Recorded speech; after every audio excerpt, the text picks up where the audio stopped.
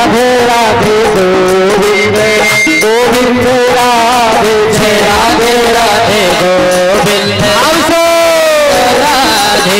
राधे राधे गोविंद गोविंद राधे राधे राधे गोविंद गोविंद राधे गोविंद राधे गोपाल राधे गोविंद राधे गोपाल राधे गोविंद राधे गोपाल राधे गोविंद राधे गोपाल राधे राधे राधे राधे जय राधे राधे गोविंद गोविंद राधे राधे राधे गोविंद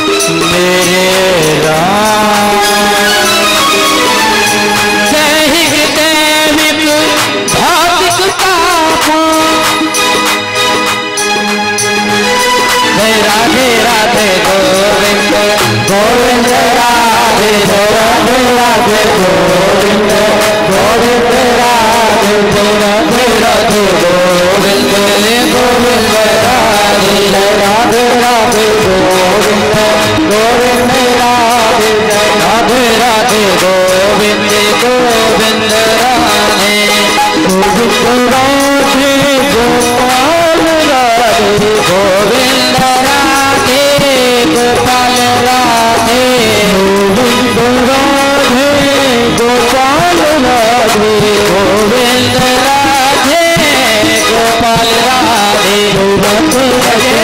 गोविंद गोविंद राधे राधे राधे गोविंद गोविंद राधे बोले गोविंद भगवान की जय हो। मेरी भक्ति हुई माताएं, प्रबुद्धजन पिता तुल्य मेरे भाई बंधु मित्रगण, मैं व्यासपीठ से सभी को यहाँ से प्रणाम करता हूँ और आज की कथा में हम सब प्रवेश करेंगे। भगवान की असीम अनुकंपा हुई हमारे और आपके ऊपर। सबसे बड़ी कृपा मैं भगवान की ये मानता हूँ कि अपनी ही कर्म भूमि में मुझे कथा कहने का सौभाग्य प्राप्त हुआ। ये सौभाग्य मेरे बंसी वाले की कृपा से, मेरे टेढ़ी टांग वाले की कृपा से ऐसा प्रभाव किया कि हमारे परीक्षित महाराज के हृदय में वास कराया और श्रीमद् भागवत कथा श्रवण करने का सौभाग्य उनको प्राप्त कराने के लिए बरगांव भेज दिया। जाइए और व्यास जी को कथा के लिए सूचना दीजिए, जिससे कि आज कर्म भूमि में दोनों ही कर्म के कर्ता परीक्षित जी और वक्ता श्याम सुंदर जी, ये भगवान की असीम अनुकंपा है। परीक्षित महाराज थोड़ा ध्यान देंगे। श्रीमद् भागवत कथा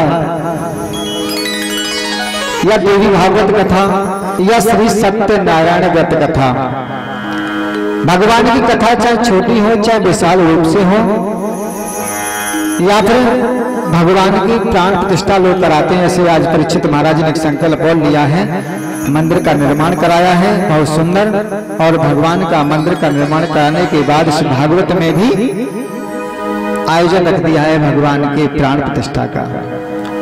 ये शुभ कार्य कब हो पाते हैं? जब हमारे ऊपर विशेष कृपा होती है। भाग्योदयेन बहुजन्म समर्जितेन सत्संगमं च लभते पुरुषो यदा वै अज्ञान हेतु कृत मोह मदान्धकारनाशम विधाहि तदोदयते विवेकः। कितना सुंदर श्लोक दिया है। भाग्योदयेन बहुजन्म समर्जितेन। एक जन्म की बात नहीं हो रही परीक्षित महाराज, यहाँ पर एक जन्म की बात नहीं है। भाग्योदय जन्म जन्मांतर कल्प कल्पांतर युग युगांतर के जब हमारे पुण्य जो सत्कर्म किए हुए हैं इकट्ठे होकर के जब उनके पुण्य जौ की तरह अंकुरित होते हैं, जिस तरह हम खेत में दाना डालते हैं और दाना डालने के बाद वो दाना अंकुरित होता है, उसी प्रकार हमारे कर्म सत्कर्म किए हुए धीरे धीरे जुड़ जाते हैं और जुड़ करके एक अंकुर की तरह उत्पन्न होते हैं। जब हमारे कर्मों का सुफल उत्पन्न होता है तो हमें श्रीमद् भागवत कथा कराने का और श्रवण करने का सौभाग्य प्राप्त होता है।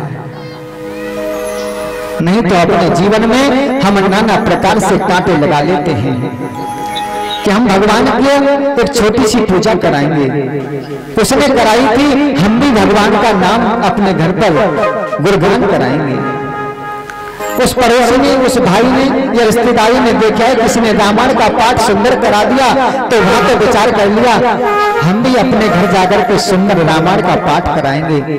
विचार तो जीवन में करते रहते हैं, लेकिन वो विचार पूरे जब होते हैं जीवन में जब हमने सत्कर्म किए हुए हैं और उनके पुण्य पुंज उदय होते हैं, तभी हम ऐसे कार्य करने में सफल होते हैं।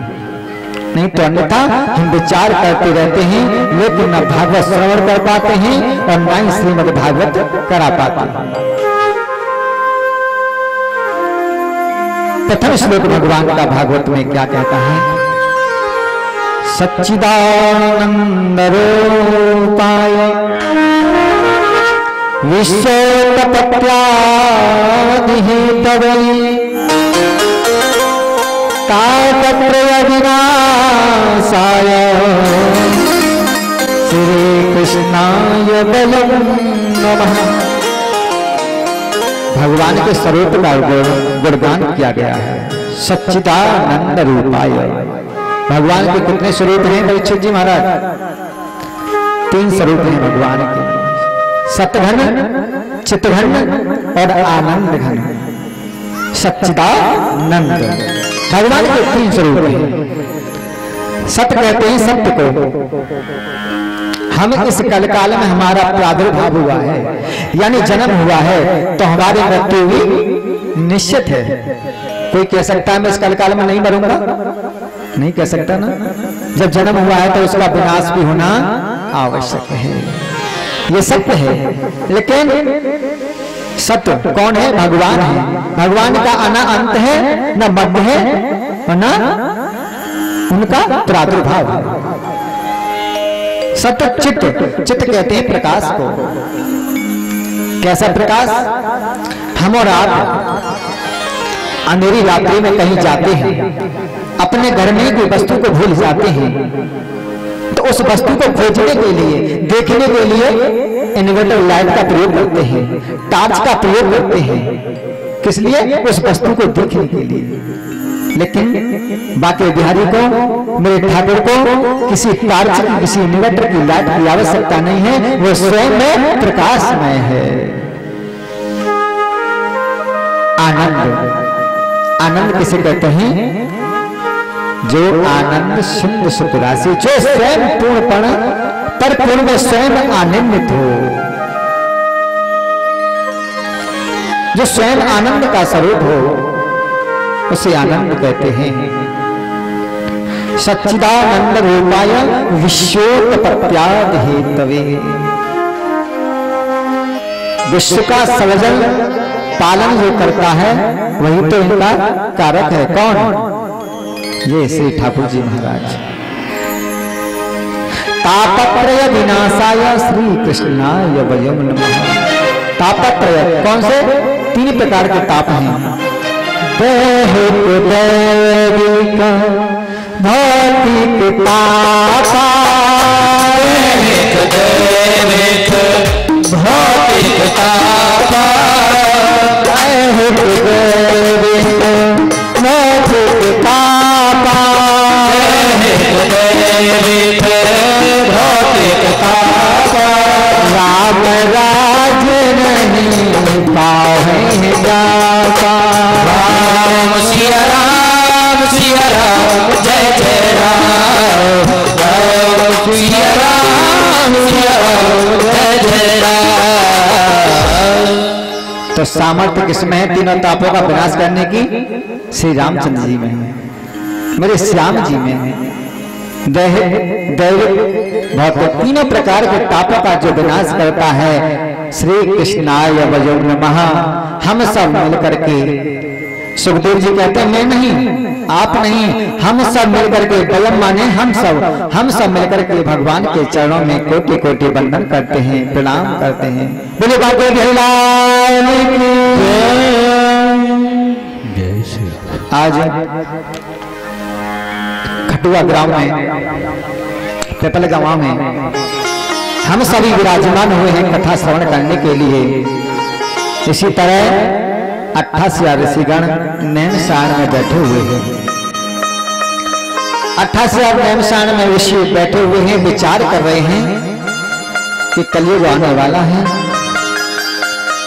और कलकाल में लोग, क्योंकि ये 28वां कलयुग चल रहा है, इससे पहले 27 बार द्वापर त्रेतायुग चतुर्युग बीत चुके हैं, सतयुग, ये 28वां कलयुग है। तो कलकाल आने वाला है, ऐसे कलुषित प्राणियों का कल्याण कैसे होगा? उसी पावन भूमि में नैमिषारण्य क्षेत्र में आज विराजमान 88,000 ऋषिगण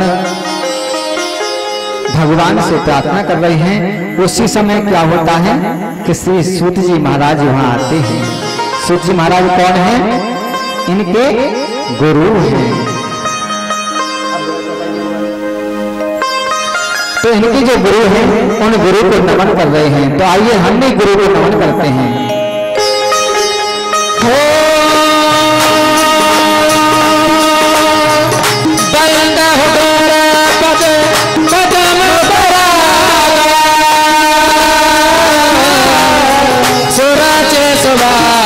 सरस अनुराग श्री राम श्री राम जय राम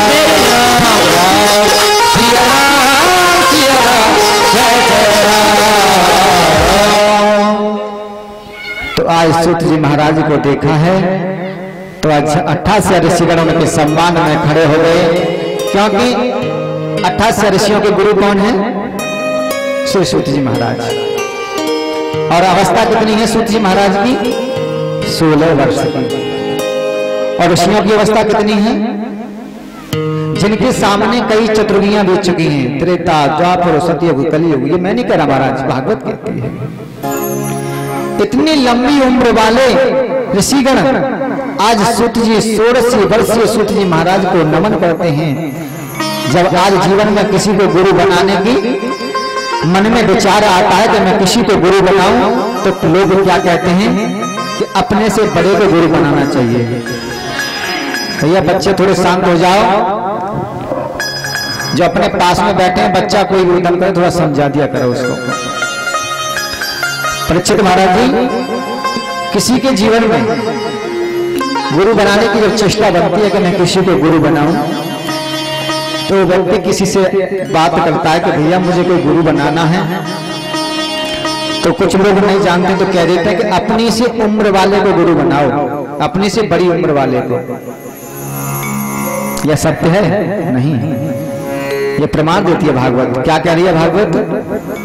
कि जब 16 वर्षीय सूत जी महाराज जो 88 ऋषियों के सामने विराजमान हुए तो दंडवत करने लगे 88 ऋषि जिनकी लंबी उम्र है। ऐसा अवतार देख करके सूत जी महाराज कहने लगे, महाराज उल्टी गंगा ना बहाओ, मैं कहाँ 16 वर्षीय, आप तो इतनी लंबी उम्र वाले, इतना नतमस्तक क्यों हो रहे हो? तो सूत जी महाराज से कितना सुंदर भाव से उपदेश दिया 88 ऋषियों ने। क्या कहा है? धन वृद्धा बल वृद्धा आयुर्वृद्धा तथैव च ते सर्वे ज्ञानस्य किंकरा शिष्य किंकरा। महाराज कोई धन में बड़ा हो जाए, कितना ही बड़ा धन में बड़ा हो जाए, लेकिन वो भी बड़ा नहीं है महाराज। धनवृद्धा बलवृद्धा, अगर कोई कहे मैं बल में बड़ा हूं, मेरे आसपास गणर खड़े हैं, अच्छी पोस्ट पर हूं, है ना, सेफ्टी करने वाले मेरे पास खड़े हैं, या जिसके 4 पुत्र हो, चारों पुत्र किसी अच्छी सर्विस कर रहे हो, तो कहेगा मैं बलवान हूं, मेरे पुत्र जिसको चाहे इस गांव से उखाड़ सकते हैं और जिसको चाहे इस गांव में बसा सकते हैं, वो भी बड़ा नहीं है महाराज। फिर कौन बड़ा है? धनवृद्धा बलवृद्धा आयुर्वृद्धा तथैव च। अगर महाराज आप गए हम आयु में बड़े हैं तो हम बड़े हैं नहीं। किसी की अगर 100 वर्ष की अवस्था हो गई तो वो कहे व्यक्ति से कि ये मैं बड़ा हूं आपसे, वो भी बड़ा नहीं है। ज्ञान किंकरा शिष्य किंकरा। महाराज जो ज्ञान में बड़ा होता है ना, वो सबसे बड़ा होता है। वो आप तो महाराज ज्ञान के भंडार हैं।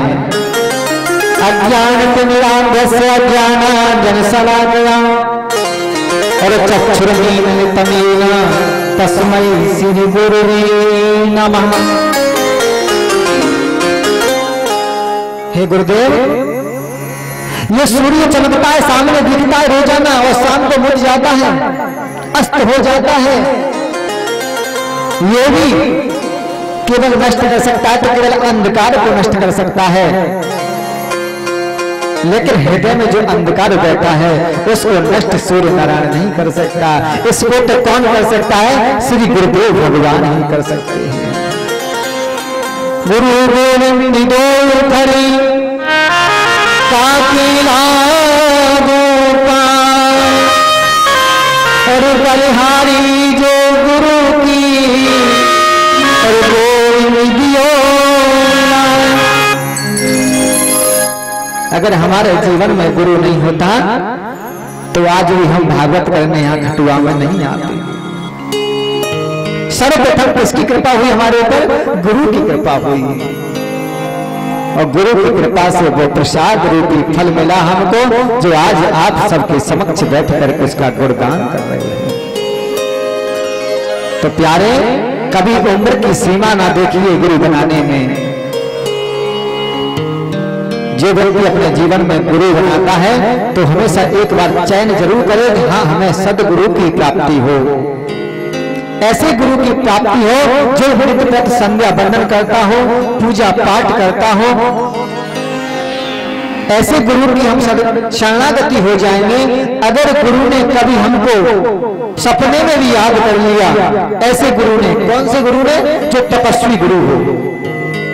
अगर सपने में भी याद कर लिया तो जिनके अंदर, जो हमारे अंदर काल व्याल मुख ग्रास है, ऐसे कट वचन या मोह ममता हमारे अंदर विराजमान है, दुष्टाचार हमारे अंदर विराजमान है, ऐसे गुरु हमको एक बार याद कर लेंगे, हम पापों से छूट जाएंगे। और जो खुद ही पाप का भंडार भरा हो, ऐसे गुरु की शरण में जाओगे प्यारे, तो वह जाएगा सो जाएगा, तुमको भी भव पार नहीं कर पाएगा, बीच में ही डूब जाएगा।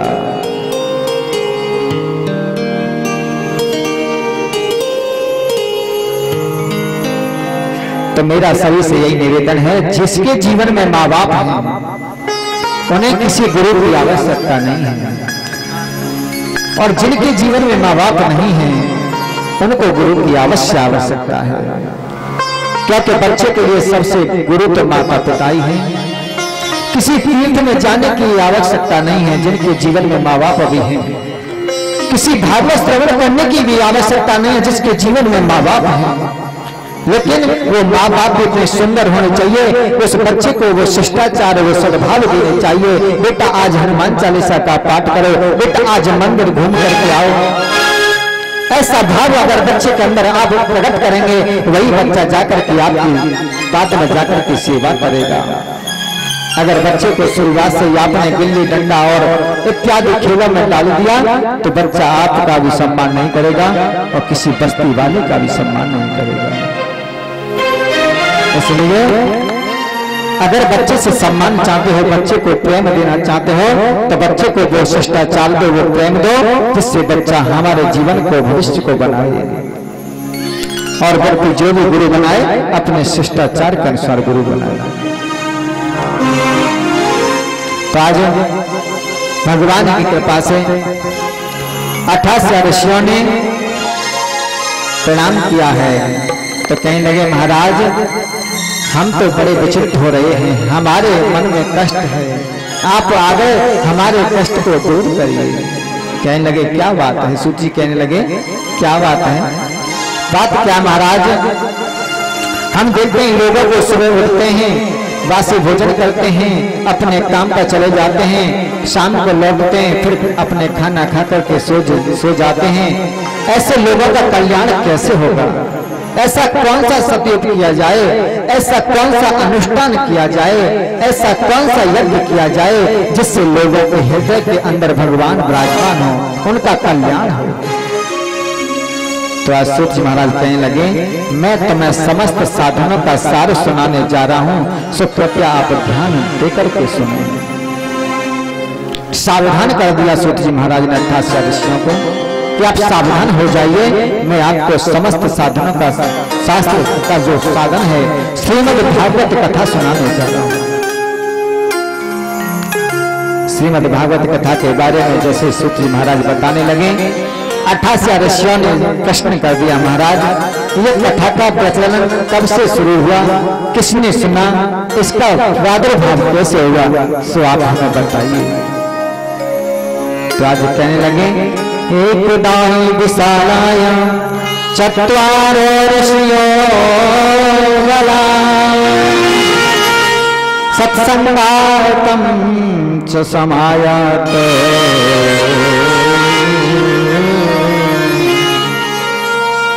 तत्र सुतत्र नारद। सुनिए सावधान होकर के सुनाता हूं इस कथा का प्रारंभ कहां से हुआ, किसने सुना, किसने सुनाया। तो आज सूत जी महाराज 28 ऋषियों को बता रहे हैं कि एक बार विशालापुरी बद्री नारायण धाम में 4 भाई सनक सनंदन सनातन और सनत कुमार विचरण कर रहे थे। इधर नारद जी भी विचरण कर रहे थे किसके लिए? सत्संगातम, सत्संग की इच्छा के लिए। तपस्या तो गुफा में हो जाएगी बैठ करके, तपस्या जंगल में भी हो जाएगी बैठ करके, लेकिन सत्संग न जंगल में होगा न कहां गुफा में होगा। सत्संग तो वही होगा जहां 4 सत्संगी मिल जाएंगे। लेकिन नारद जी सत्संग की इच्छा के लिए घूम रहे हैं, भ्रमण कर रहे हैं। चारों भाइयों की भेंट नारद जी से हो जाती है, कहां? बद्री नारायण धाम में। जैसे ही आज भेंट हुई है, सनकादियों ने नारद जी को प्रणाम किया। नारद जी प्रणाम करते हैं। नारद जी कहते हैं भैया मैं आपको प्रणाम करता हूं। जैसे पास में आए, सनकादियों ने कहा अरे भैया आपका मुखमंडल तो ऐसा मालूम पड़ रहा है जैसे मुरझाया हुआ फूल है। अगर किसी व्यक्ति का चेहरा एक कैमरा होता है, अगर कोई व्यक्ति नाराज है तो उसकी आभा अलग होगी चेहरे की। अगर कोई व्यक्ति मुखमंडल में अपने में खुशी लाए हुए है, उसके चेहरा खिला हुआ होगा। आप कहेंगे भैया ऐसा क्या मिल गया, ऐसा क्या प्राप्त हो गया, आप तो बड़े खुश हुआ। अगर कोई उदास है तो कहेंगे भैया ऐसा क्या हो गया आपके साथ में जो आपका मुखार मंडल इतना लटका हुआ है। तो नारद जी ने कहा महाराज मैं क्या बताऊं, मैं सत्संग की इच्छा से भ्रमण कर रहा था लेकिन मुझे कहीं सत्संग नहीं मिला। मैं पता नहीं कहां कहां गया लेकिन मुझे कहीं सत्संग नहीं मिला। कथम ब्रह्मण दीन मुख कुतश्चिंता तुरो भवा त्वरतम गमनते पुत्र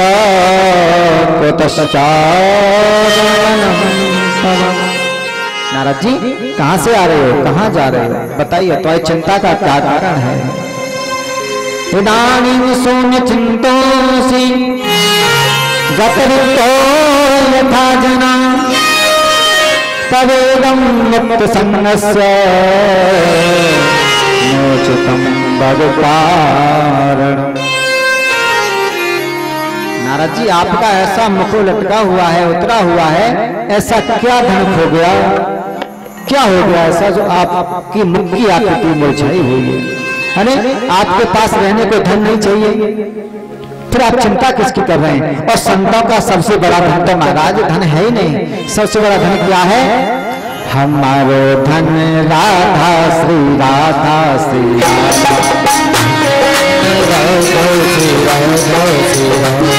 हमारो धन राधा राधा राधा राधा राधा हमारो धन राधा राधा राधा श्री राधा हमारो धन राधा राधा राधा राधा हमारो धन राधा राधा राधा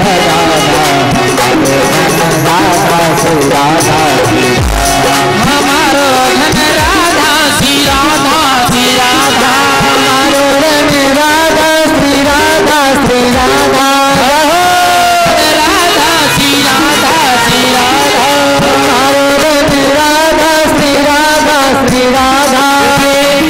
अगर ऐसे आप सुस्ती बैठे रहेंगे, ये तो राधा रानी की बात कन्हैया की बात है, एक गैया भी नहीं आएगी। उठाई दोनों हाथ, उठाई सभी, ये बात हरि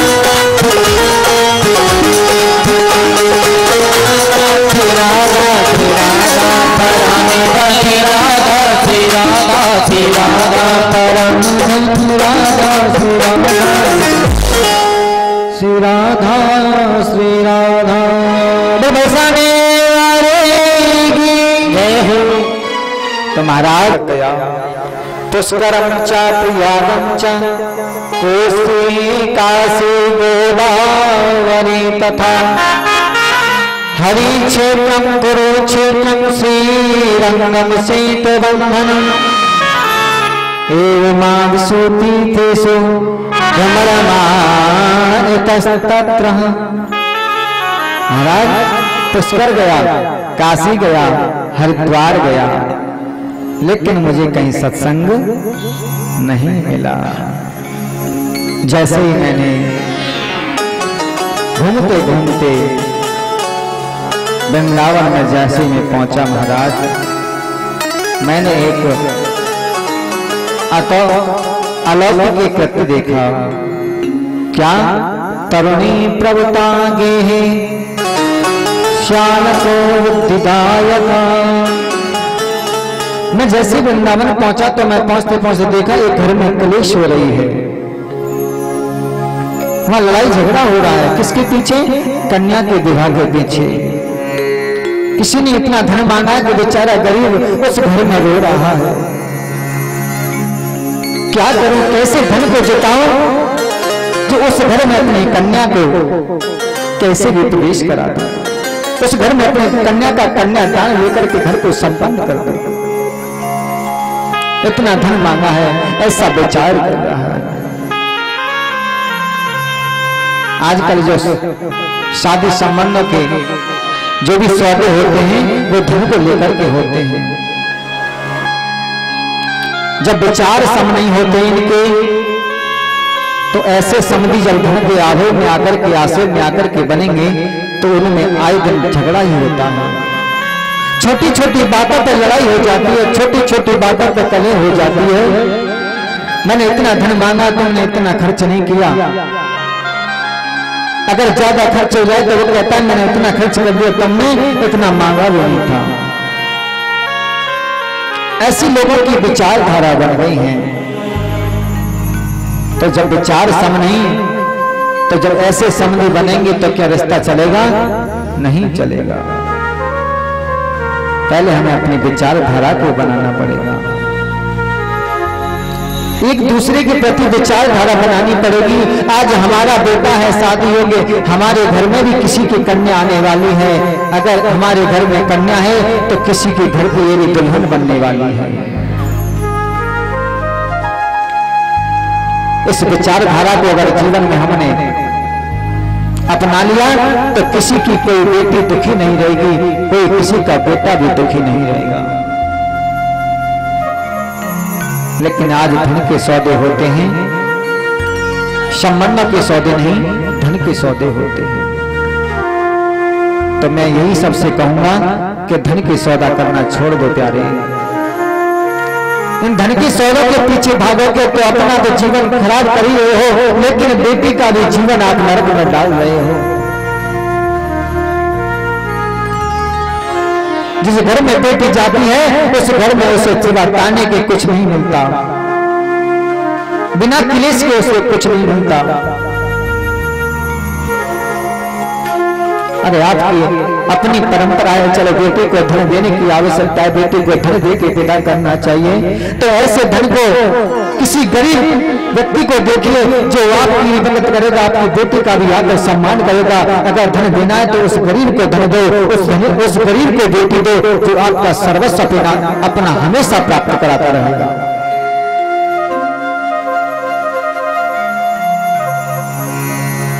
अपने से ऊंचे उठने के लिए देखोगे आगे तो आपको सिवा ताने के आपके बेटे को और आपको कुछ नहीं मिलेगा। इसलिए से भैया अपने बराबर का रिश्ता लेके चलो, हमेशा ध्यान रखो। क्योंकि बड़े लोग कुछ ऐसे बड़े हो जाते हैं, वो अपने धन में इतने चूर हो जाते हैं, उन्हें यही पता नहीं रहता कि पृथ्वी भी यहाँ है कि नहीं है। कदम रखते हैं तो ऐसा मालूम पड़ता है कि हम मद मस्त ऐसे हाथी पर सवार होकर चल रहे हैं, ये सब कीड़ा मकोड़ा है। धन के आभे में आकर के इतने बड़े हो जाते हैं। तो ऐसे धनी को मैं धनी नहीं कहूंगा। भगवान की कथा आगे आने वाली है, देखा होगा आपने, सुना भी होगा कथा में। भगवान कृष्ण की मित्रता थी तो किससे थी? अपने से गरीब लोगों के साथ बैठते थे। एक श्रीदामा नाम का एक भगवान का ऐसा मित्र बन गया जिसके पैर में चप्पल नहीं थी, तो भगवान ने भी चप्पल नहीं पहनी थी। चार पादका भगवान ने नहीं पहनी जीवन पर्यंत, जब तक उस मित्र को धनवान नहीं बना दिया। वो कौन निकला? वो जाकर के सुदामा हुआ।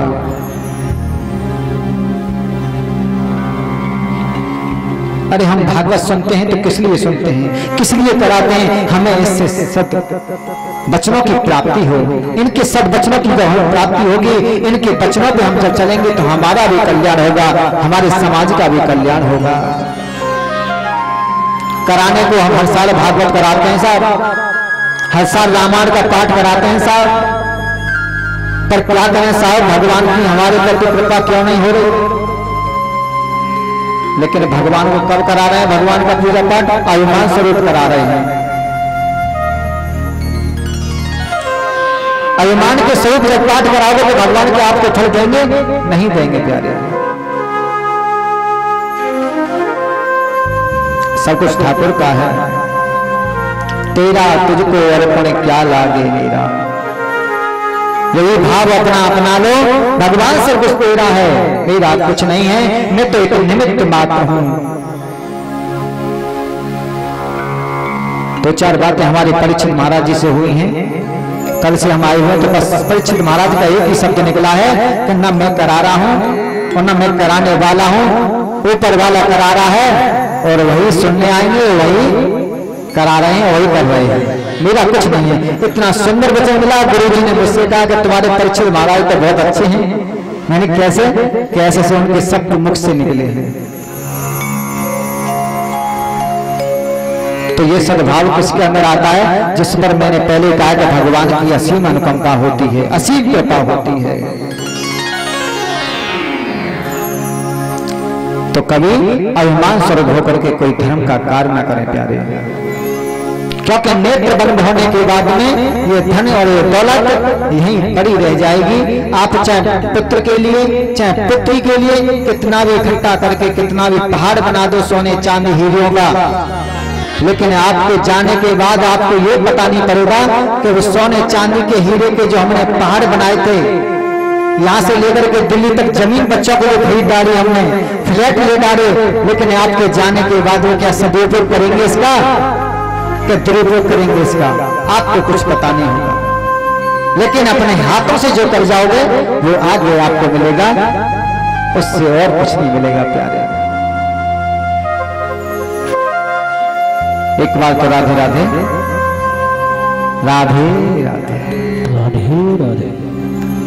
तो आज सूर्य महाराज प्रसंग लेकर के चल रहे हैं। वहीं नारद जी महाराज अपने अग्रजों को बता रहे हैं कि पुष्करम च प्रयागम च काशीम गोदावरीम तथा हरिक्षेत्रम कुरुक्षेत्रम श्रीरंगम से तुबंधनम ये माधुसूत तीर्थेषु भ्रमण।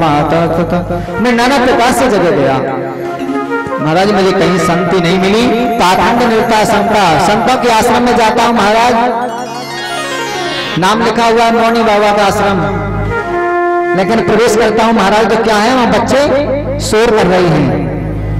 वहां भी महाराज मुझे संकीर्तन नहीं मिला, भजन नहीं मिला।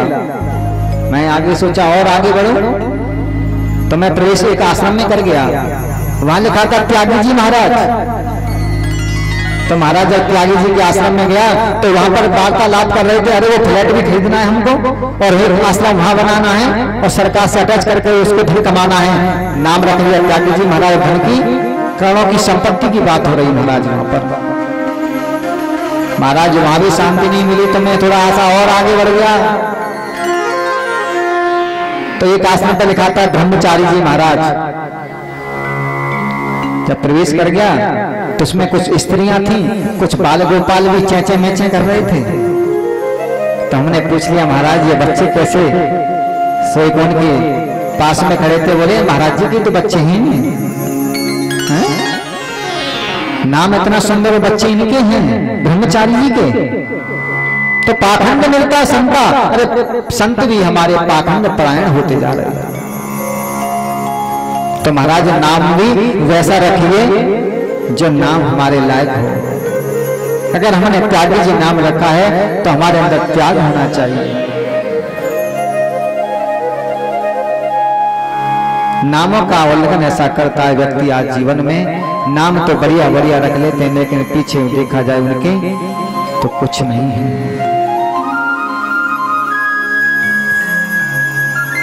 जब इतना देखा तो धीरे धीरे आज नारद जी सब बताने लगे और बताने के बाद कहते हैं कि महाराज मैं जब आगे बढ़ा तो एक स्त्री मुझे मिली और वो स्त्री रोदन कर रही है वहां पर और कह रही है, अरे भो साव छड़म तिष्ठ मचिंतामपि नाशय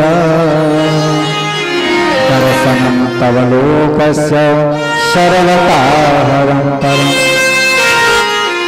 मैं यमुना जी की जैसे ही वृंदावन के वृंद पर पहुंचा, एक स्त्री खिन्न मन से बैठी हुई है, दो दर्द उसके सामने पड़े हुए हैं, नाना स्त्रियां उसके पास बैठी हुई हैं, रोदन कर रही हैं। लेकिन मैं जाने वाला था, सोचा यहाँ तो स्त्री समुदाय है, मैं यहाँ जाकर के क्या करूंगा, तो बैग वापस होने लगा। तो उस माता ने आवाज लगा दी, भो मचिंता अपना सया। अरे महाराज रुको रुको। तब उस स्त्री ने मुझे आवाज लगाई तो मैं वहां को तो भले पहुंच गया। मैंने कहा देवी क्या बात है, कैसे बुलाया? तो महाराज बुलाया था क्योंकि आपके दर्शन करने से लोगों के जीवों के तापत्र विनाश हो जाते हैं, लेकिन महाराज मेरे पुत्रों पर भी कृपा कर दीजिए। तो नारद जी ने कहा बताइए बात बताइए क्या बात है, आप हो कौन? तो कहने लगी, अहम भक्ति ख्याता तन ज्ञान वैराग्य ना मानो काल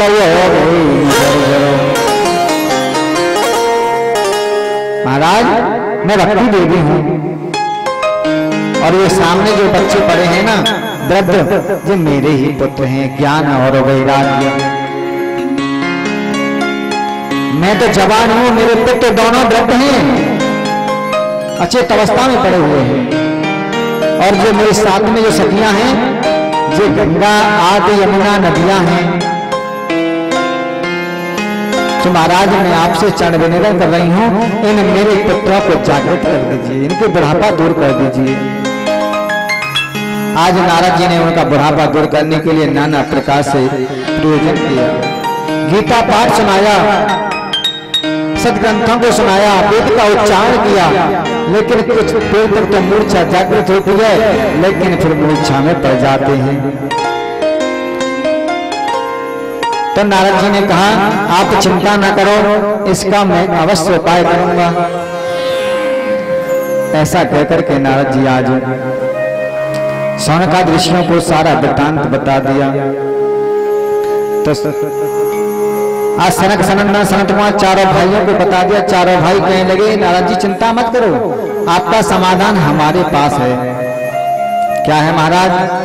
श्रीमद् भागवती वार्ता सुराणाम दुर्लभा। श्रीमद् भागवत की कथा से उनकी मुक्ति हो जाएगी, वो जागृत हो जाएंगे, उनका बुढ़ापा दूर हो जाएगा। तो नारद जी कहने लगे महाराज मेरे समझ में नहीं आया, श्रीमद् भागवत का श्रवण करने से भला क्या हो जाएगा? मैंने वेद का उपनिषद का गीता का पाठ बार बार सुनाया, लेकिन कुछ नहीं हुआ। तब चारों भाइयों ने कहा नारद जी अगर आम के वृक्ष को देखा जाए कितना सुंदर है, और आम के वृक्ष में जब फल आता है, आम आता है, और आम पकने की बाद में उस आम को खाया जाता है तो कितना सुंदर लगता है, बहुत सुंदर लगता है। अगर कोई व्यक्ति आम को फल को छोड़ करके कहे कि मैं आम का फल नहीं खा रहा भाई, अब मैं आम के वृक्ष को चबाना चाहता हूँ, कितना सुंदर होगा। क्या उसे आम का माधुर्य उस वृक्ष में मिलेगा? नहीं मिलेगा। तो समस्त शास्त्रों का जो सार है वो श्रीमद् भागवत कथा है। तो आप श्रीमद् भागवत कथा को श्रवण कराइए, अवश्य उनका कल्याण होगा, अवश्य जागृत होंगे। तो आज बद्री नारायण धाम में एक आसन लगाया और लगा करके वहीं नारद जी को बिठा लिया। चारों भैया व्यासपीठ विराजमान हो गए और भक्ति मैया के नाम के आसन लगा दिए सामने कि आइए मैया अपने पुत्रों के साथ विराजमान हुई और कथा को श्रवण करिए। आज भक्ति मैया श्रवण कर रही हैं कथा को। मोहन नैन आपके नौका के आकार, जो जमीन में बस गए वो हो गए भव से पार। अभी जैन नैन में पलक ढाकी तो हेलो, नाम देखो गैर को ना तो ही देखने दो। सभी उठिएगा, सुस्ती बिल्कुल साथ जब तक नहीं फैलाएंगे, क्योंकि हमारे वृंदावन धाम से पधारे परम पूजनीय सदगुरुदेव श्याम सुंदर महाराज जी के मुखार बंद से अमृत रूपी वचन कर आसादन कर रहे हैं। और इसीलिए राधे राधे बोलते हुए पल भर के लिए कोई राधा नाम रट ले, झूठा ही सही। पल भर के लिए कोई राधा नाम रट ले, पल भर के लिए कोई राधा नाम रट ले, झूठा ही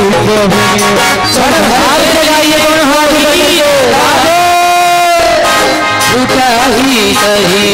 पल भर के लिए कोई राधा नाम रट ले, झूठा ही सही।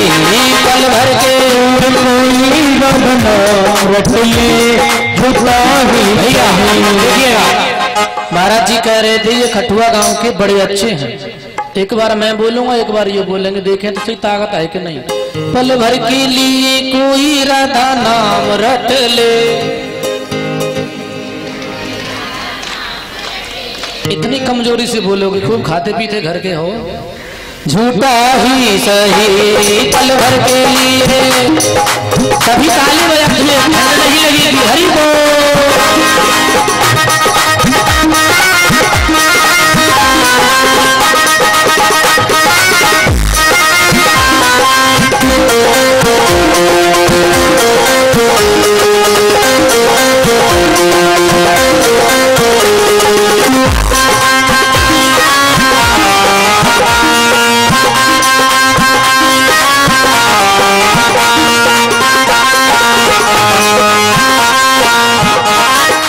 राधा है मोहन मेरे मोहन है राधा, राधा है मोहन मेरे मोहन है राधा। उन कुर्सी वालों को मेरा नमन है जो बेचारे बैठ नहीं पाते हैं धरती पर। भैया आपको बार बार नमन है मेरा, कुर्सी छोड़ दो जरा जाओ। राधा है मोहन मेरे मोहन है राधा, राधा है मोहन मेरे मोहन है राधा। राधा बिना मेरा मोहन है आधा, राधा बिना मेरा मोहन है आधा। पल भर के लिए कोई राधा नाम रख ले। हाथ ऊपर करिएगा, जितने हाथ ऊपर होंगे उतनी जल्दी ऊपर जाओगे। अरे तरक्की में भाई उठाया। झूठा ही सही पल भर के लिए कोई राधा नाम रख ले। कभी बोले हरि बोल।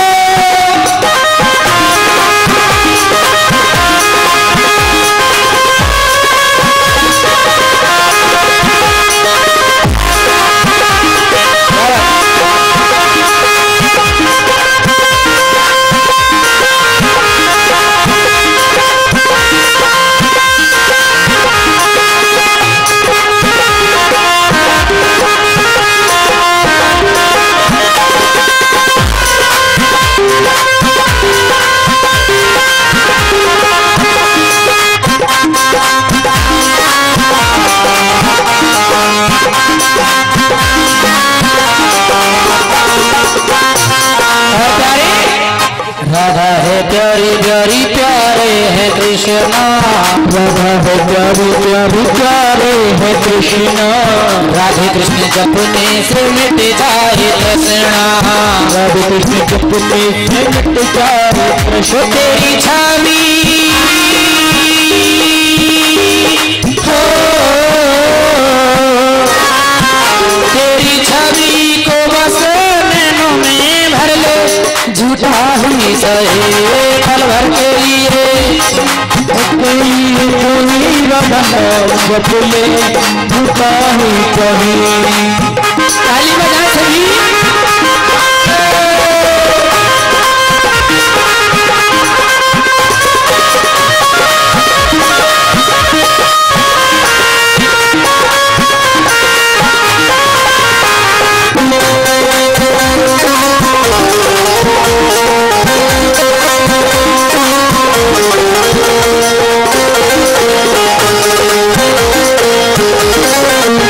हमने तुमको बड़े प्यार से देखा, हमने तुमको बड़े प्यार से देखा।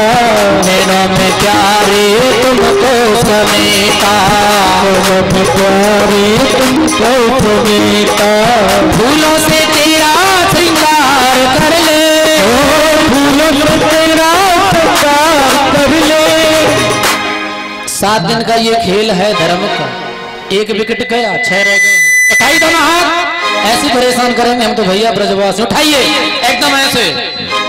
पल भर के लिए कोई राधा नाम रख ले, पल भर के लिए कोई राधा नाम रख ले। ये बस समझना कि हमारे गुरु जी गाते नहीं हैं, हमने मना कर दिया था गुरु जी हमारे तो हमें गाएंगे, आप लोग हम गाने नहीं देंगे।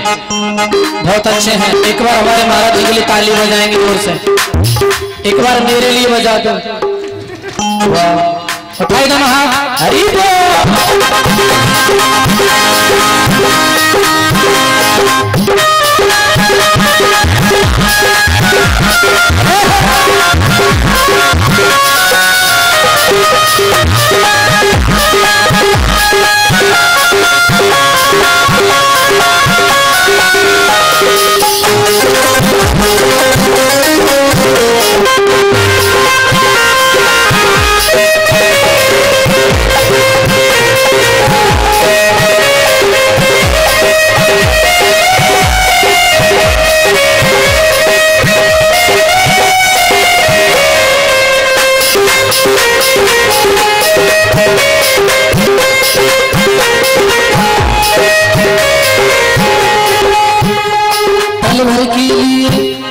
क्षण भर के लिए देखो मैं बंद हो जाता, ये बातें करने लगते हैं। साउंड वाले भैया एक एक माइक इनको भी दे देना कल से। पल भर के लिए कोई राधा नाम रटे ले, बोलो कोई पोखर है ना गहरी सी है, ठीक है तो अच्छा है। बोलो बाकी बिहारी लाल की जय, जय जय श्री राधे। सभी से निवेदन है, थोड़ा भैया का संग दे दो, थोड़ा हमारा भी साथ दे दो। 7 दिन का साथ एक दिन तो चला गया, 6 दिन का रह गया है ना। थोड़ा राधा रानी के चरणों में अर्जी लगा लो। विद्यार्थी विद्या मांगेंगे, विद्या मिलेगी। भैया नौकरी मांगेंगे तो नौकरी मिलेगी भगवान के दरबार में। और जो हमारी बहना है, अब मैं कुछ कह नहीं सकता, और माता है, जो जैसा भाव रखेंगे वैसा फल मिलेगा। भागवत है, कल्प वृक्ष है ये। तो सभी से मेरा निवेदन है, एकाग्र मन से कथा में बैठिए, क्योंकि पंचायत तो हमारे पास 7 दिन के बाद पुनः फिर वापस आ जाएगी। और तो 4 घंटे के बाद कितने भी पंचायत करो, कितनी भी वार्तालाप करो, है ना। लेकिन जब तक कथा पांडल में भगवान के दरबार में है, जहाँ माता बिहारी जी के दरबार में जाते हैं या माँ वैष्णो देवी के दरबार में जाते हैं, तो कोई वार्तालाप करता है वहां पर? नहीं करता ना। तो ये भी भगवान का दरबार है, बिहारी जी का दरबार है, तो बातें ना करिए, ठीक है ना। बोलिए राधे राधे जय। आज नारद जी कथा को श्रवण कर रहे हैं। सनक सनत कुमार चारों भैया कथा को सुना रहे हैं। भगो वशिष्ठ चमनस्य गौतमो मेदाद देव देवरातो रामस्तकाकार सुभस्य साकलो पतंग पत्री जपलादा योगेश्वरो व्यासकारासो तच्छायासतो जाजुमुख्या सर्वे मयि निर्गुणा सत्यत्र शिष्या सस्त्रीभिरायो कणेनैत्वा। भगो वशिष्ठ आज सब वहां पर इकट्ठे हो गए, एकत्रित हो गए। जय शब्द, नमः शब्द, शंख शब्द, बचा कोई जय जयकार कर रहा है, कोई शंख की ध्वनि कर रहा है, कोई जय जयकार कर रहा है। ऐसा शोर हो रहा है कि वहां क्या हुआ, शोर होते होते वहां भक्ति मैया नृत्य करने लगी। सदा सेव्या श्रीमद् भागवती मथा सुरा परश्रमाते हरिचित्तम समाश्रय। भक्ति मैया वहां पर अपने दोनों पुत्रों के साथ ताकत हैया करके नाचने लगी। हे नाथ नारायण वासुदेवा श्री कृष्ण गोविंद हरे मुरारी।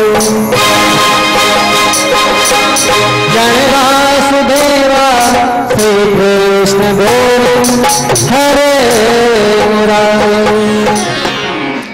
भक्ति मैया दोनों पुत्रों के साथ में ठाठा कैया करके नाचने लगी, भगवान का नाम संकीर्तन करने लगी। सभी समुदाय झूमने लगा। श्रीमद् भागवत कथा सदा सेव्या श्रीमद् भगवती भागवती कथा श्रवण करने योग्य है। कौन? श्रीमद् भागवत कथा। भक्ति मैया प्रकट हो गई। सभी आज जय जय घोष करने लगे। तो आज उसी समय नारद जी कहने लगे सनकादियों से, भैया ये बताओ इस कथा से भक्ति मैया के ज्ञान वैराग्य के पुत्रों का दुर्भाग्य दूर हुआ, लेकिन इससे ये बताओ दुराचारी पापाचारी दुष्टाचारी कोई व्यक्ति पतित हुआ है, पावन हुआ है? हाँ हुआ है। बताइए तो क्या कितना सुंदर उपदेश दिया है। ये मानवा पापकस्तो सदा सर्वदा सदा दुराचारलता विमार्गा कुटिलास्तकामिना कोपाग्दग्धा सप्तायज्ञेन कलंकमन्विते। आय सनकादि कहने लगे महाराज, दुराचारी हो, पापाचारी हो, दुष्टाचारी हो, जिसने हमेशा बेईमानी करी हो, यहाँ तक कि कोई भी वर्ण संकर हो, और इतना सब कुछ करने के बाद अगर व्यक्ति मर गया हो और मरने के बाद कोई प्रेत बन गया हो, भूत प्रेत बोलते हैं ना, वो बन गया हो, अगर उसके नाम से कोई भी कथा करा दे श्रीमद् भागवत की, तो उसका भी कल्याण हो जाता है, उसकी भी मुक्ति हो जाती है। महाराज जी कहने लगे, महाराज ये बात मेरी समझ में नहीं आई आपकी, कि व्यक्ति जीवन पर्यंत पाप करते चला गया और मर गया, और मरने के बाद उसको मुक्ति कराने के लिए भागवत ने मुक्ति प्रदान कर दी। हाँ, ऐसा प्रमाण है कि हाँ है? तो महाराज बताइए कौन सा प्रमाण है? तो आज कहते हैं गौकर्ण, एक गौकर्ण का उपाख्यान आता है यहाँ पर। एक तुंगभद्रा नदी है, थोड़ा सावधान होकर सुने इस कथा को। तुंगभद्रा नदी है, उस नदी के किनारे एक नगर है ना, और वहां के जो पंडित जी हैं नगर में रहते हैं, उनका नाम है आत्मदेव। आत्मदेव पंडित जी हैं, उनका नाम है आत्मदेव, और बड़ी प्रकांड विद्वान पंडित जी हैं। उनकी पत्नी का नाम है धुंधली देवी। उनके अंदर यथा नाम कथा गुण है धुंधली देवी के अंदर, और पंडित जी बेचारे बड़े सद्भाव वाले हैं, सब विनीत वचन वाले हैं। बेचारे सुबह निकल जाते हैं पांडित कर करने के लिए, शाम को वापस आते हैं। पूरे दिन उनकी पत्नी का साम्राज्य रहता है। पत्नी जो है पंडित जी के जाने के बाद किसी पड़ोसी से लड़ लेना, झगड़ लेना, किसी की चुगली कर देना, नाना प्रकार से अपने लिए वो लड़ाई झगड़ाई करती रहती है। और जब शाम को पंडित जी देव आते हैं तो सामने थाली लोटा लेकर के आरती करने के लिए खड़ी हो जाती हैं। पंडित जी बेचारे बड़े भोले भाले हैं। एक दिन पंडित जी महाराज अपने बच्चा करने के लिए और कुछ उपदेश देने के लिए निकल गए। उधर धुंधली देवी ने गांव में एक व्यक्ति से लड़ाई कर दी, झगड़ा कर लिया। शाम को जब पंडित जी महाराज आए तो पड़ोसियों ने कहा, महाराज आपकी धर्म पत्नी है ना, आपके जाने के बाद में बड़ा ही क्लेश करती हैं, लड़ाई झगड़ा करती हैं। उन्होंने क्या करूं भैया, उसका स्वभाव ही ऐसा है, मैं बहुत समझाता हूं उसको। एक अगर उसके पुत्र हो जाता तो शायद वो उस पुत्र की सेवा में लगी रहती, आपसे ना झगड़ती। एक पंडित जी की गाय और है, उस गाय की सेवा के लिए कहते हैं पत्नी से, धुंधली देवी से उसकी सेवा कर दो, सेवा नहीं करती है। पंडित जी बेचारे अपने हाथों से कर जाते हैं और आकर के शाम को फिर अपने हाथों से सेवा करते हैं गौ की। इधर पंडित जी की भी कोई संतान नहीं है, उस गाय की भी कोई संतान नहीं है। 12 वर्ष हो गए खोटे पर बने, उसने कोई बछड़ा या बछिया का जन्म नहीं दिया। एक दिन पंडित जी के मन में विचार आया, मैं क्या करूं, क्या नहीं करूं, कैसे मेरे घर में पुत्र का जन्म होगा, क्या मैं पुत्र का मुख देख पाऊंगा या नहीं देख पाऊंगा। विचार करते हैं मन में, तो तुलसी का पौधा लगाता हूं वो भी सूख जाता है, गाय की इतनी सेवा करता हूं फिर भी मेरी गाय को कोई बछड़ा बछिया नहीं होता, मेरी भी कोई पुत्र नहीं है। मेरे ऊपर मुझे पूरा पता है कि मेरे यहाँ पुत्र दोष है, अब मेरे में इतनी सामर्थ्य नहीं है तो उस पुत्र दोष को शांत कराने के लिए मैं एक बड़ा अनुष्ठान अपने घर में करा सकूं। मैं परीक्षित महाराज आपसे एक बात कहूंगा, यहाँ पर जिस घर में पुत्र ना हो, पुत्रियां हो जाएं या पुत्रियां भी ना हो, पुत्र भी ना हो, तो क्या होता है पता, पितृ दोष होता है। गाय घर में हो या भैंस हो घर में, दुधारू कोई भी पशु हो, अगर वो दूध न देता हो ब्याने के बाद में, है ना, फिर भी क्या है हमारे घर में पितृ दोष है। हमारे घर में नाना प्रकार से कोई उपद्रव होता चला आ रहा है, पितृदोष है। किसी भगत जी के पास जाने की आवश्यकता नहीं है, आप खुद समझ जाइए। तुलसी का पौधा घर में सूख जाए, मनी प्लांट लगाने के लिए कुछ होते हैं धन वृद्धि के लिए, वो भी एक संकेत देता है। उसका पत्ते पीले पड़ना प्रारंभ हो जाए, समझ लो हमारे घर में कोई भी परेशानी है। घर में शादी विवाह नहीं हो रहे हो, अड़चन आ रही हो बार बार, पितृदोष है। किसी भगत जी के पास बन जाओ। अब पितृदोष का एक कारण है, अगर हमारे घर में किसी ब्राह्मण का अपमान हुआ है या किसी संत का अपमान हुआ है, या हमने अपने बुजुर्गों को पूजना बंद कर दिया है, जिसके यहाँ ब्राह्मण संतों की सेवा नहीं हुई, अपमान हुआ, अपने बुजुर्ग जो गए हैं चले गए हैं उनका सम्मान नहीं हुआ, या उनको हमने याद नहीं किया, तो समझ लो हमारे घर में पितृदोष है। तो इस दोष को समाप्त करने के लिए छोटा सा उपाय बताऊंगा आपको यहाँ पर आज। अगर कोई व्यक्ति भागवत नहीं कराना चाह सकता, उनके लिए मेरे पास धन नहीं है भागवत करा सकूं पितरों के लिए, तो गंगा स्नान करना प्रारंभ कर दे अमावस के दिन। जहां पर देव स्थान बना रखा है पितरों का, उस पितरों की 7 परिक्रमा लगा करके जाए और जाकर के गंगा स्नान करे, उनसे कहे कि भैया आप भी नहाओ और भोग लगाए, और फिर पुनः कहो भैया हमारे साथ चलो, उस स्थान पर पुनः आ जाओ और गंगा जल लेके आओ साथ में, जिस स्थान पर घूम के गए 7 बार। फिर वहां एक परिक्रमा लगाओ और उनसे कहो भैया अपने स्थान को विराजमान रहो, और जल को गंगा जल के छींटा मारो, अपने घर में गंगा जल के छींटा मारो। एक ब्राह्मण या एक संत को उस अमावस के दिन खीर बना करके भोग लगाओ, खाना खिलाओ बढ़िया से। 5-7 अमावस ऐसा करने से आपके घर में 40% पितृदोष अलग हो जाएगा। अब 60% रहा तो थोड़ा पूजा पाठ कराओगे तो वो भी समाप्त हो जाएगा। पितृ की प्राप्ति घर में होना प्रारंभ हो जाएगी, विवाह कार्य विवाह कार्य होना प्रारंभ हो जाएंगे। नौकरी नहीं लग रही है, 2 नंबर से नौकरी में रुक जाते हैं बच्चे, उनका भी कार्य अपने आप बनना शुरू हो जाएगा। उनके लिए उनके माता पिता गंगा स्नान अमावस के दिन प्रारंभ करते हैं। ये पितृदोष के लक्षण हैं।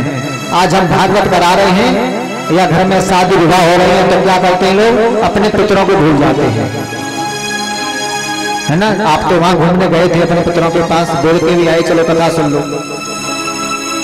लेकिन कुछ लोग होते हैं जो पितरों को याद नहीं करते हैं। बड़े बड़े कार्यक्रम हो जाएंगे लेकिन पितरों का नाम नहीं लेंगे।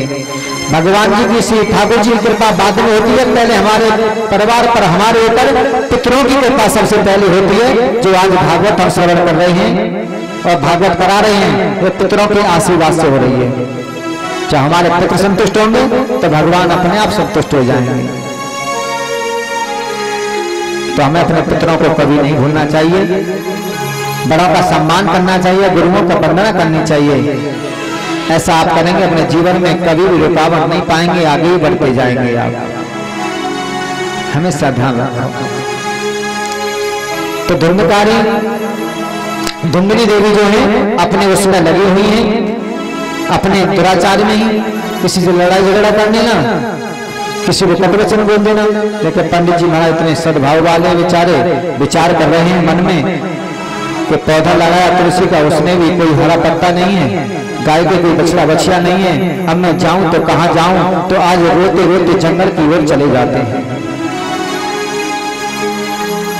जंगल में जब जाकर के रो रहे हैं और एक वृक्ष के नीचे बैठे हैं, और वृक्ष के नीचे बैठ करके इतना सर को पकड़ा और वृक्ष में एकदम पटक के मार दिया। मैं यही मर जाऊंगा लेकिन घर वापस नहीं जाऊंगा, क्योंकि मेरे संतान नहीं है। उसी समय एक संत वहां से निकले, पंडित जी रो रहे हैं। संत ने देखा कि पंडित जी रो रहे, कोई व्यक्ति रो रहा है यहाँ पर। तो जैसे यह संत भगवान पंडित जी के पास पहुंचे, बोले भैया आप इतना रो क्यों रहे हो, और आपके सर में से खून निकल रहा है, क्या बात है। तो कहने लगे पंडित जी महाराज मेरे पर दया कर दो, कृपा कर दो, मेरे कोई संतान नहीं है। एक मैंने गाय की सेवा करने को चाहा, 12 वर्ष हो गए, उसके भी कोई बच्चा बच्चिया नहीं है। सूर्य नारायण को जल देता हूँ, सूर्य नारायण जल नहीं लेते हैं। तुलसी का वृगा लगाता हूँ सूख जाता है, केले का वृक्ष लगाता हूँ सूख जाता है। मैं क्या करूँ क्या नहीं करूँ, मैं जंगल में मरने के लिए आया हूँ। इतना जब कहा है संत भगवान बोले, अरे पंडित जी आप तो ब्राह्मण हैं, वेद की ज्ञाता है, आपने तो शास्त्रों को पढ़ा है, आपको अपने जीवन में पता है अगर आपके पुत्र हो गया और पुत्र होने के बाद में वो दुराचारी निकल गया तो आपका जीवन पर्यंत रोना हो जाएगा। किसको भरोसा अपने संतान पर, तो सुख देगी उसे। अगर छोटी सी गलती कर दी उसने समाज में तो उसमें लज्जित और होना पड़ेगा। तो इस बालकों के चक्करों में मत पड़ो पंडित जी, घर वापस चले जाओ, मेरे ठाकुर को, मेरे बांके बिहारी को अपना पुत्र मान लो, सखा मान लो, दोस्त मान लो, गुरु मान लो, भगवान मान लो, जैसा मानो उसको मानो, वो आपके साथ रहेगा हमेशा। पंडित जी कहने लगे संतों के अपने दो वचन क्या सुना दिए, ये तो पूरा भावार्थ करके सुनाने लगे। अरे संत भगवान जो आप उपदेश दे रहे हो ना, वो रोज उपदेश में कथा में देता हूँ सत्यनारायण के में। आप तो बाबा बैरागी, आपको क्या पता कि पुत्र सुख क्या होता है। तो छोटे छोटे बच्चे आंगन में कूदते हैं, किलकारी भरते हैं, तो उस सुख का आनंद क्या होता है। कोई बच्चे को गोद में लेकर खिलाया है आपने, कोई बच्चे को दूध पिलाया है आपने, नहीं ना, तो आपके बच्चे का सुख कैसे प्राप्त होगा। आप मुझे उपदेश दे रहे हो। तो आज संत भगवान कहते हैं महाराज आप इतना उपदेश दे रहे हो, मैंने तुम्हारी मस्तक रेखा को पढ़ लिया है, आप इस जन्म के लिए रो रहे हो, आपके 7 जन्म तक कोई पुत्र पुत्री नहीं होगा। जब इतना कहा संत भगवान ने कि तुम्हारे जीवन में 7 जन्म तक कोई पुत्र पुत्री नहीं होगा, सर को पकड़ करके पंडित जी ने संत के चरणों में ध्यान से मार दिया।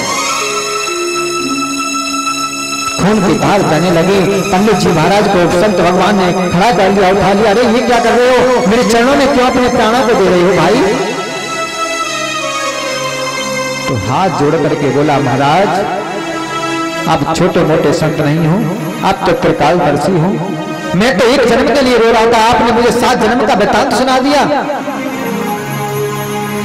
वो 7 जन्म तक रोना पड़ेगा पुत्र के लिए।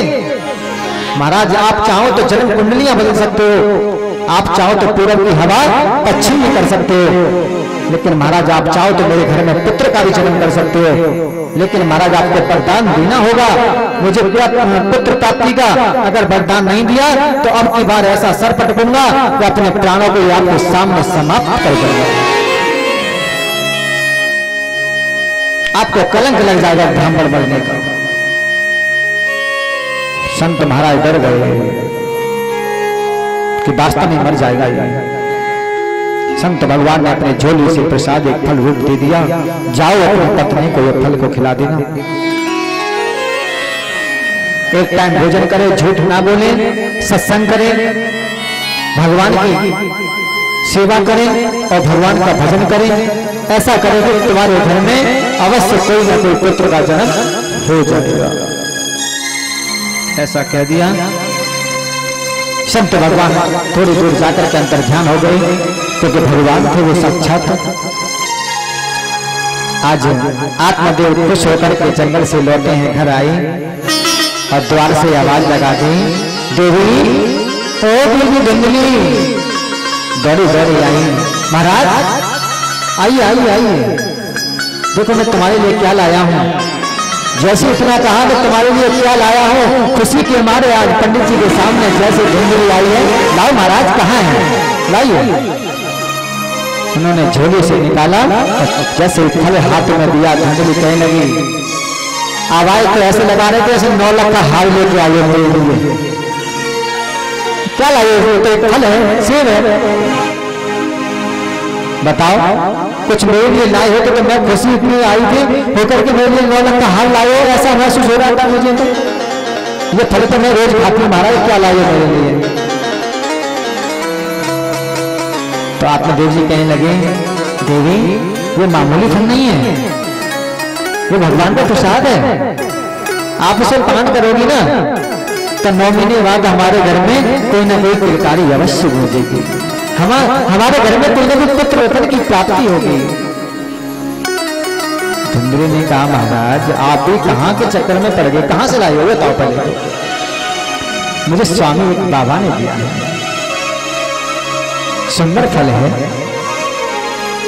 तुम भी बाबा के चक्कर में पड़ गए। अच्छा अच्छा अच्छा, कोई बात नहीं। अच्छा, संत भगवान ने दिया है। हाँ,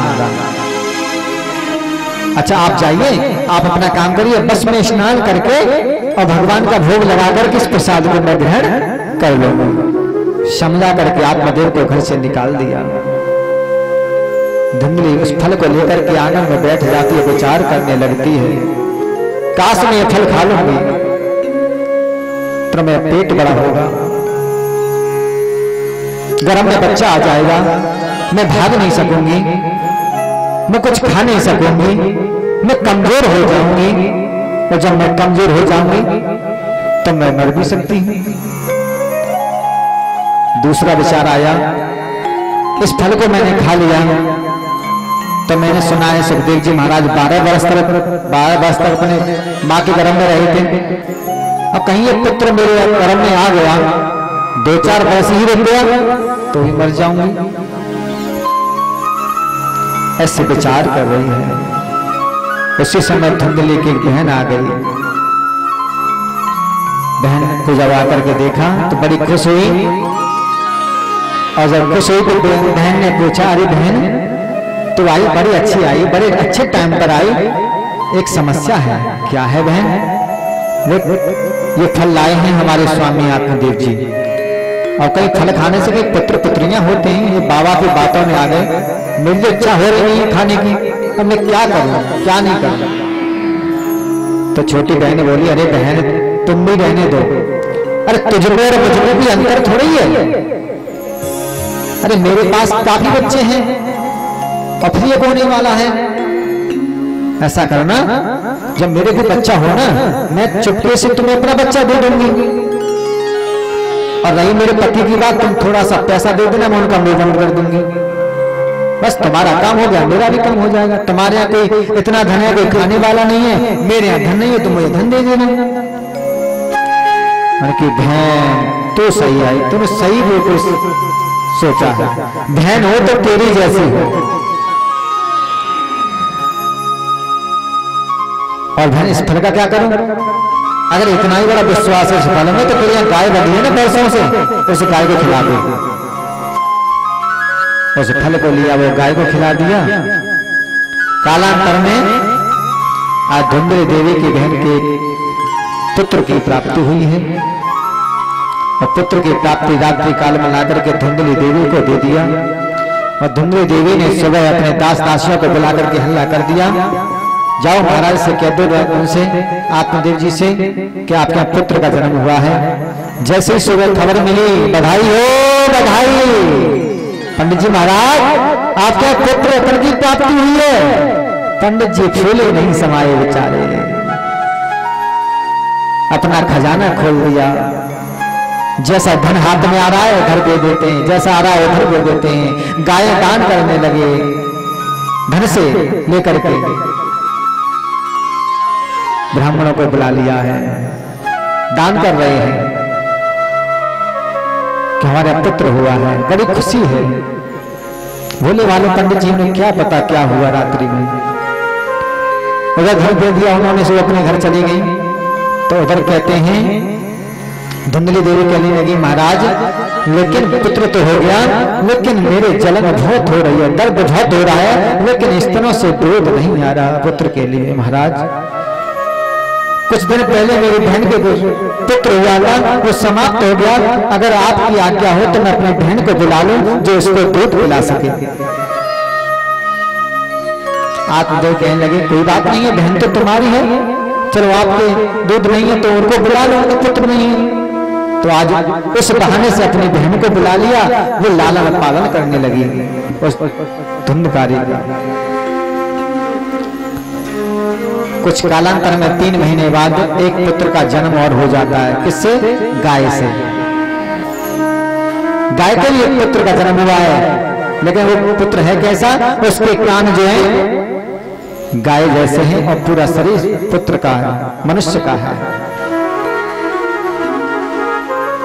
बड़ा अचंभित हुआ, लोगों को पता चला कि गाय ने एक पुत्र को जन्म दिया है। गाय को देखने वालों की भीड़ लग गई,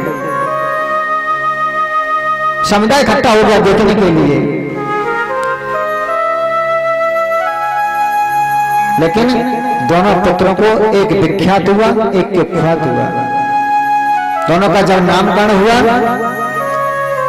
तो गौकर्ण पंडितो ज्ञानी धुंधकारी महाखला। उसको गाय जैसे कान है इसलिए उसका नाम गौकर्ण रख दिया। धुंधकारी का नाम रखने वाले तो धुंधली देवी ने कहा महाराज रुक जाओ,